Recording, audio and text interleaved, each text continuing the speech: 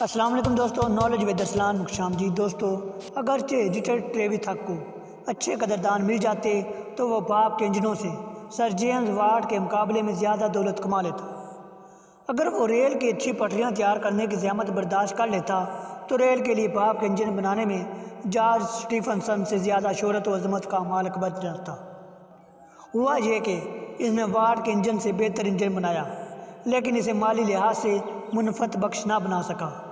اس نے سٹیفنسن سے 10 سال پیشتر نہایت عمدہ دخانی انجن تیار کر دیا، لیکن اس کے لیے جو پٹریاں بچھائیں وہ بار بار خم کھا جاتی۔ اس نے پٹریوں کی درستی اور اصلاح پر توجہ کرنے کی بجائے یہ لائن ہی چھوڑ دی اور انجینئرنگ کا پیشہ اختیار کر لیا۔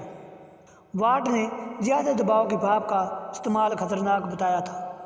ٹریوتھ ہک اپنے تجربات میں لگا رہا اور اس نے ایک سادہ انجن تیار کر دیا جس پر خرچ بھی زیادہ نہ ہوتا تھا۔ 1800 عیسوی میں اسے رجسٹر بھی کرا لیا۔ 1803 عیسوی میں اس نے اس انجن کو گاڑیاں کھینچنے کے لیے استعمال کیا۔ تجربے میں اسے شاندار کامیابی حاصل ہوئی، لیکن اچانک اس نے انجن ایک آدمی کے ہاتھ فروخت کر دیا اور گاڑیاں دوسروں کو دے دیں۔ اس کی وجہ یا تو یہ ہو سکتی تھی کہ ٹریوتھ ہک میں استقلال کا جوہر موجود نہ تھا، یا یہ سمجھنا چاہیے کہ اسے ان چیزوں سے دلچسپی پیدا ہوئی تھی وہ یکایک ختم ہوگی۔ اس نے پہلی ریل ویلز میں چلائی۔ انجن میں 40 پاؤنڈ کے دباؤ کی بھاپ استعمال کی گئی۔ گاڑیوں پر 10 ٹن بوجھ لدا ہوا تھا۔ مسافر بھی بیٹھے تھے۔ کوئلہ بھی تھا جو انجن میں استعمال ہوتا تھا۔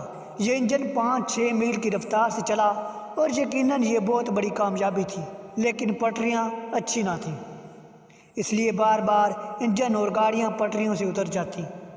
ٹریوتھ ہک اس سے تنگ آ گیا، لہذا اس کا انجن کان سے پانی باہر نکالنے کے کام کا رہ گیا اور ریل کی پٹریاں بنانے کا اعزاز جارج سٹیفنسن کے حصے میں آیا۔